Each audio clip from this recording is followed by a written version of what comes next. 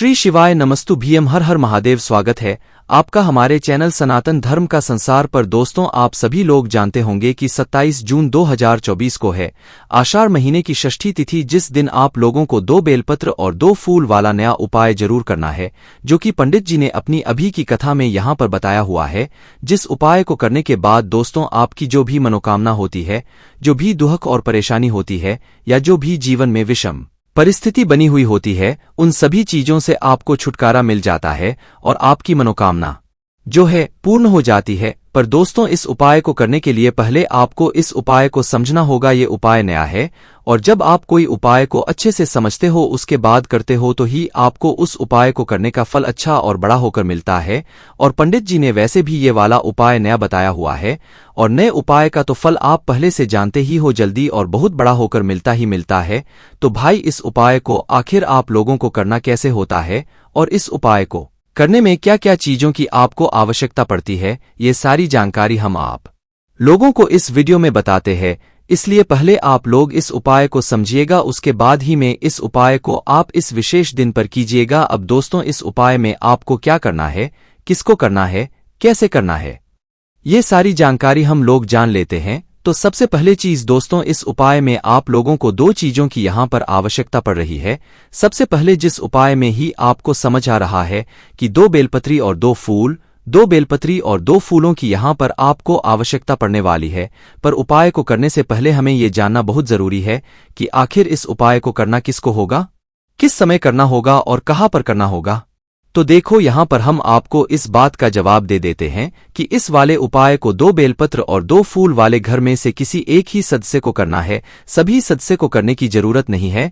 हाँ, सभी सदस्य जब कर सकते हैं जब घर में से किसी एक सदस्य की जो है अपनी खुद की कोई मनोकामना हो। तो भाई, आप अपनी खुद की किसी भी मनोकामना के लिए खुद के लिए ये वाला उपाय कर सकते हो। बाकी घर की सुख और शांति के लिए उपाय करना चाहते हो तो घर में से कोई भी एक सदस्य भी इस उपाय को करेगा तो उसके पूरे घर परिवार को इस उपाय को करने का फल मिल जाएगा। ठीक है, उसके बाद में दोस्तों ये वाला जो उपाय है, ये घर में से करेगा कौन। तो देखो, जो भी विशेष और बड़े उपाय हो जो कि घर की सुख और शांति के लिए होते हैं, वो हमेशा घर के बड़े ही करते हैं। और घर के बड़ों में से जो घर की बड़ी माताएं बहनें होती हैं, उन माताओं बहनों में से कोई भी एक माता बहन इस वाले उपाय को कर सकती है। अगर किसी कारणवश घर में माताएं बहनें उपस्थित ना हो या वो ये वाला उपाय ना कर पा रही हो, तो भाई उस जगह पर फिर घर का कोई बड़ा व्यक्ति या पुरुष भी इस उपाय को कर सकता है।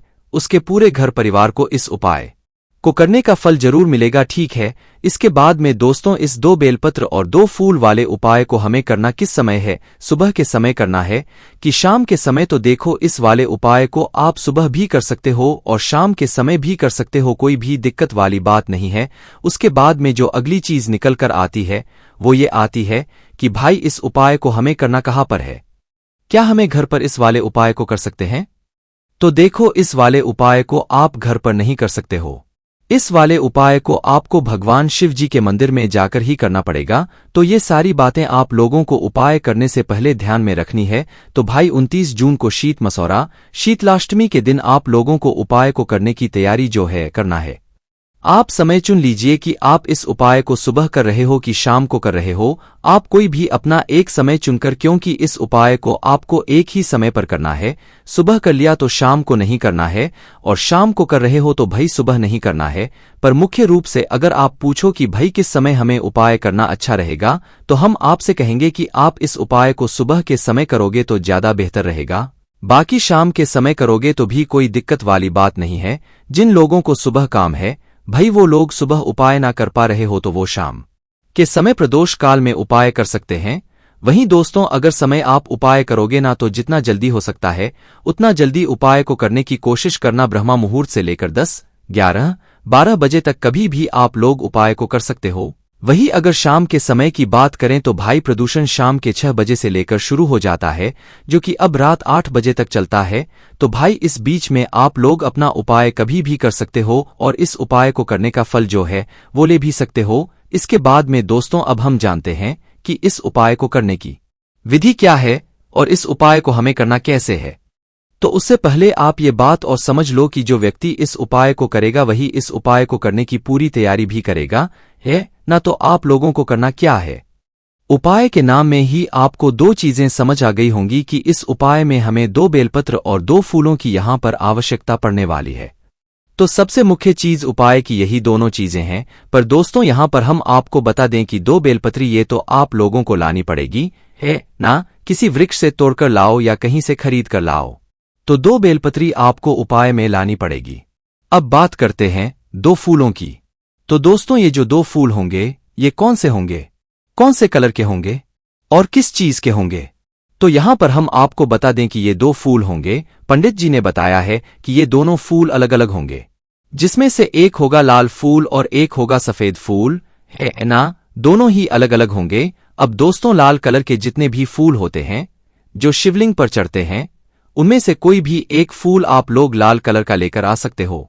सफेद कलर में से कोई भी एक फूल जो कि शिवलिंग पर चढ़ता हो, उसमें से कोई भी एक फूल आप लोग लेकर आ सकते हो। एक लाल फूल और एक सफेद फूल, सिर्फ ये 2 फूल आप लोगों को लेकर आने पड़ेंगे और 2 बेलपत्र तो आप लोग लेकर आ ही जाओगे। अब दोस्तों बहुत सारे इस जगह पर एक प्रश्न जरूर करेंगे कि अगर हमें बेलपत्र ना मिले तो हम क्या करें?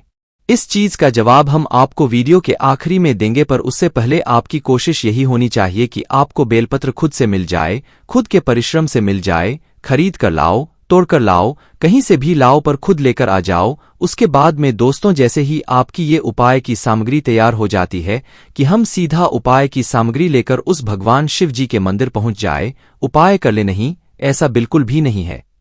जब भी आप उपाय को करने के लिए जाओ भगवान शिव जी के मंदिर में, तो भगवान शिव जी के लिए कुछ ना कुछ पूजन सामग्री जरूर लेकर, ताकि हम भगवान शिव जी के सामने ये ना दर्शाएं कि हम सिर्फ आए हैं तो अपने फायदे के लिए आए हैं, अपने उपाय को करने के लिए आए हैं, अपनी मनोकामना पूर्ण करवाने के लिए आए हैं।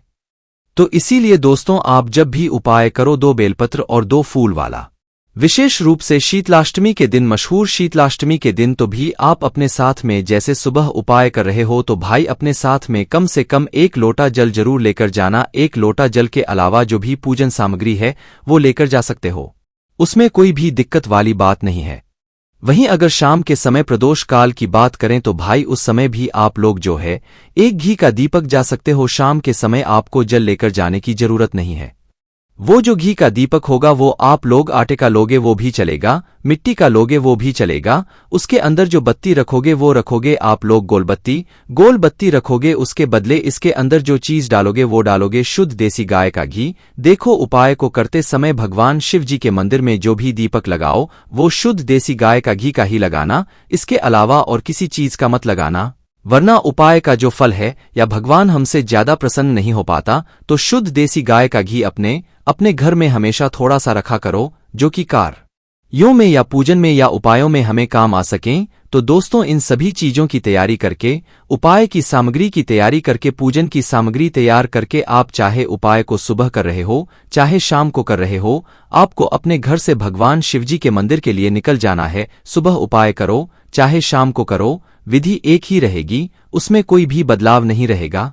तो भाई जैसे कि सबसे पहले आप सुबह अगर उपाय करने गए हो या शाम को उपाय करने गए हो, तो सबसे पहले जाकर आप लोग भगवान शिवजी के दर्शन करोगे, शिवजी के मंदिर के अंदर प्रवेश करोगे, भगवान के सामने हाथ जोड़ोगे, उनको धोख दोगे और उसके बाद में शिवलिंग के आ जाओगे। उसके बाद में दोस्तों पहले आपको पूजन अर्चना करना है, जाते से उपाय नहीं करने लग जाना है। पहले जाकर अपनी पूजन अर्चना करना है। पूजन अर्चना करने के बाद शिवलिंग के पास में बैठकर आप लोगों को अपने ये वाला उपाय करना है। सुबह के समय गए हुए हो तो सबसे पहले जाकर शिवलिंग के ऊपर आपको जल चढ़ाना है, भगवान के दर्शन करना है और जो भी पूजन सामग्री आपकी है वो सारी पूजन सामग्री शिवलिंग के ऊपर चढ़ा देना है। वहीं अगर शाम के समय की बात करें तो जो दीपक आप अपने साथ में तैयार करके लेकर आए हुए हो, इस दीपक को आपको घर से जलाकर नहीं लेकर आना है, भगवान शिवजी के मंदिर में आकर ही जलाना है। तो भाई इस दीपक को आप लोगों को क्या करना है, शिवजी के मंदिर में बैठकर सबसे पहले जलाना है और उस दीपक को शिवलिंग के पास में शिवजी के लिए आपको जला देना है। उसके बाद में दोस्तों जैसे ही आपकी पूजा अर्चना हो जाती है, जल चढ़ा देते हो, दीपक रख देते हो, तो भाई उसके बाद में आप शिवलिंग के पास में कहीं पर भी बैठ जाना और अपना उपाय करना शुरू करना है। उपाय को करने के लिए सबसे पहले अपनी वह 2 बेलपत्र और जो 2 फूल हैं उन्हें अपने सामने निकाल कर रख लेना। उसके बाद में क्या करना है दोस्तों, यहां पर बहुत ही ध्यान से समझो। देखो सबसे पहले अपनी 2 बेलपत्र अपने सामने रख लो। किसी एक पात्र के अंदर रखना। 2 बेलपत्र को अलग अलग रख लो। बेलपत्र को अलग अलग रखने के बाद दोस्तों आपके जो 2 तरह के फूल हैं, एक तो लाल फूल होगा और एक सफेद फूल होगा। तो आपको क्या करना है, जो पहली वाली बेलपत्र है उस पहले वाली बेलपत्र के ऊपर आप लोग अपना लाल फूल रख लो है ना। उसके बाद में जो दूसरी वाली बेलपत्र है जो कि आपने अलग से रखी हुई है, उस बेलपत्र के ऊपर आप अपना सफेद फूल रख लो है ना, क्योंकि ये दोनों चीजें एक साथ ही हमें चढ़ानी है। 2 बेलपत्र आपने अलग अलग रखनी है।